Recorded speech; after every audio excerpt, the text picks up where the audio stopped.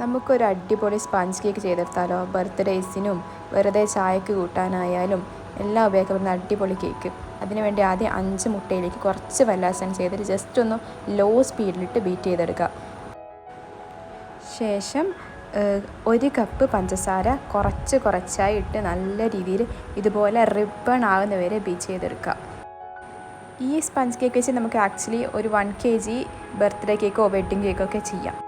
ഇതിപ്പോൾ നന്നായി ബീറ്റ് ചെയ്ത് വന്നിട്ടുണ്ട്. അതിലേക്ക് 1/4 cup plus 1 table spoon sunflower ഓയിലോ ഏതെങ്കിലും ഫ്ലേവർലെസ് ഓയിൽ ചേർത്ത് ജസ്റ്റ് ഒന്ന് ഫോൾഡ് ചെയ്തെടുക്കുക. അതിനുശേഷം അതിലേക്ക് 1 കപ്പ് പ്ലസ് 1/4 കപ്പ് മൈദയും 1 teaspoon baking powder 1/4 teaspoon baking സോഡയും ജസ്റ്റ് ഒന്ന് ഫോൾഡ് ചെയ്തെടുക്കുക. അധികം എയർ ബബിൾസ് ഒന്നും പോപ്പിക്കാൻ പാടില്ല.